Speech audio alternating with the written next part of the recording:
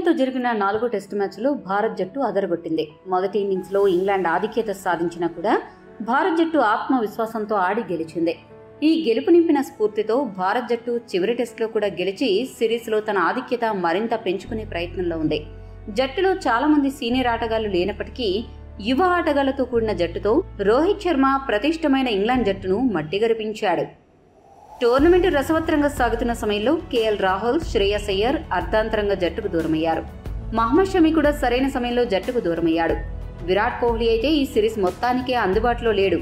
ఇషాన్ కిషన్, హార్దిక్ పాండ్యా లాంటి ఆటగాళ్లు సరైన సమయంలో జట్టుకు హ్యాండ్ ఇచ్చారు.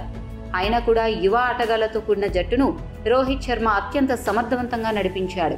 ఇదే విషయాన్ని ప్రస్తావిస్తూ భారత మాజీ క్రికెటర్ సురేష్ రైనా రోహిత్ శర్మ కెప్టెన్సీని అభినందించాడు.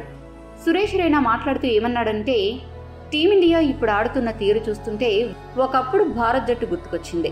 అనుభవజ్ఞులైన ఆటగాళ్లు లేకున్నా రోహిత్ జట్టును నడిపించిన విధానం అద్భుతం. ఒకప్పుడు ధోని కూడా ఇలాగే కుర్రాళ్లను ముందుండి నడిపించేవాడు. రోహిత్ శర్మ కెప్టెన్సీ చూస్తే నాకు ధోనినే గుర్తుకొస్తున్నాడు. చూడబోతే రోహిత్ కర్మకు ఏమాత్రం అనుభవం లేని యువ ఆటగాళ్లతో కూడిన 10 మంది యువ ఆటగాళ్ల జట్టును ఇచ్చినా కూడా జట్టును గెలిపించేలా ఉన్నాడు. కెప్టెన్ గా రోహిత్ శర్మ రోజురోజుకు పరిణతి చెందుతున్నాడు. ధోనీలాగే యువ ఆటగాళ్లకు ఎక్కువగా అవకాశాలు ఇస్తూ జట్టును ముందుండి నడిపిస్తున్నాడు. రోహిత్ సారథ్యంలో యువ జట్టు కూడా టీ20 ప్రపంచ కప్లో అద్భుతాలు సృష్టించే అవకాశం ఉంది అని రైనా పేర్కొన్నాడు.